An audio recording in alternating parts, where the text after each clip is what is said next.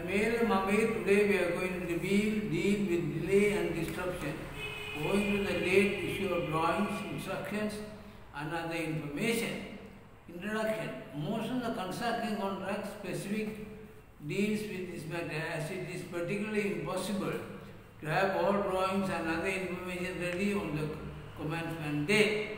It takes the form of contractor to submit a written request for drawings and other information required from the architect, engineer or the supervising officer for information. The date of this subject matter of a claim. The standard contract usually indicates when the information is given to be requested by the contractor. Contractual position.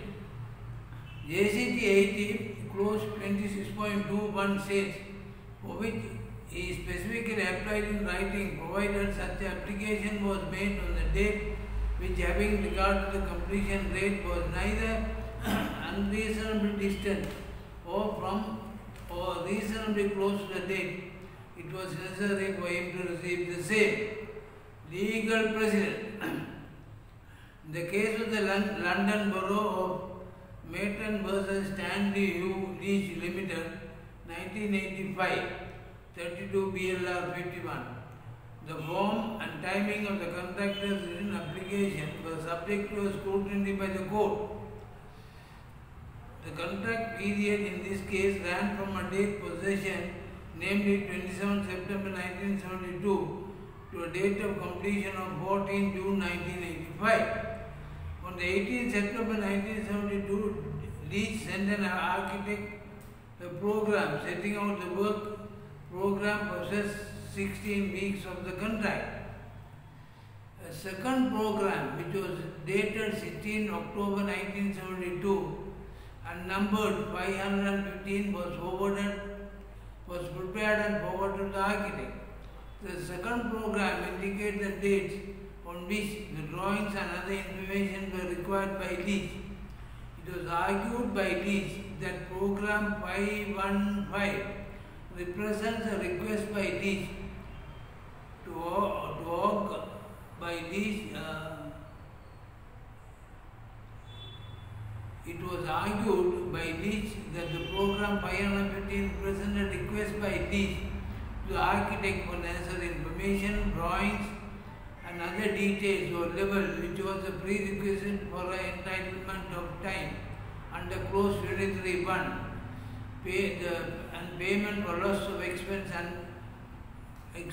and under clause 24(a).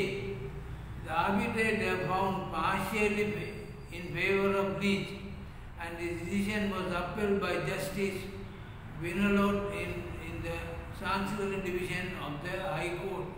He observed, but if I think the purpose of the provision is to ensure the architect is not troubled with application too far in advance of time when they will be actually needed by the contractor, thus disrupting unnecessarily the work of the architect and his staff, and to ensure that he was left with insufficient time to prepare them.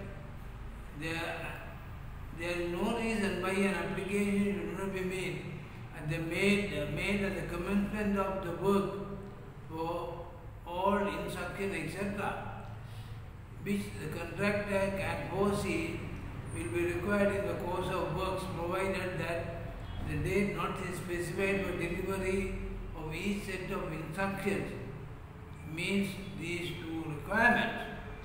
Of course, if it does so and the works do not progress strictly in accordance with this plan, some modification may be required to be prescribed, timetable and the subsequent furnishing of the instruction and the like. The wording of the ICE 6th edition condition, which differ from ICT 80's clause 77(4), gives the contractor an entitlement to levy a claim if he fails to issue the drawing, specification or instruction at a time reasonably in all circumstances. In the United Kingdom case of Nodex Limited versus Borough Swindon Hamilton and Penbury in 1985, 5 BLR 34, Diplock J interpreted the words reasonably in all circumstances as follows.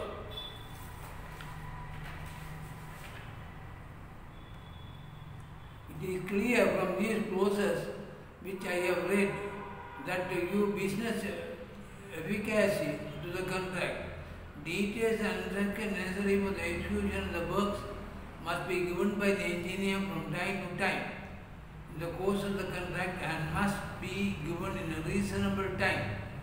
In giving such information, the engineer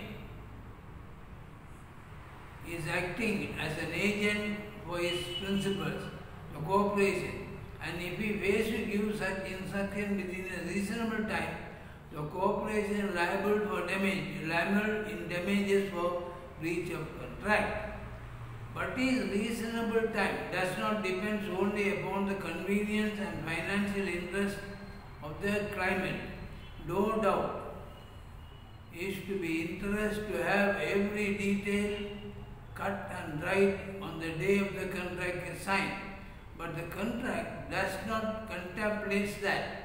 It contemplates further details and instruction being provided, and the contractor is to have time to provide them, which is reasonable having regard to the point of view of him and his staff, and the point of view of the corporation as well as the point of view of the contractor. Clause 6.4 of Dubai Municipality Contracts provides for the contractor to be awarded an extension of time and additional cost when drawing specification or instruction are issued late. The contractor, however, must give notice under clause 6.3, warning the engineer of the need for the information, why it is reached by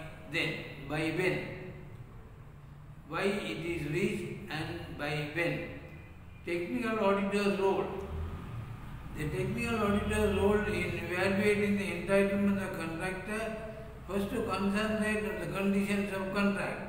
That is the starting point, and the same is the intention of the parties before the contract is signed. Then comes the notices, the details of entitlement, etc.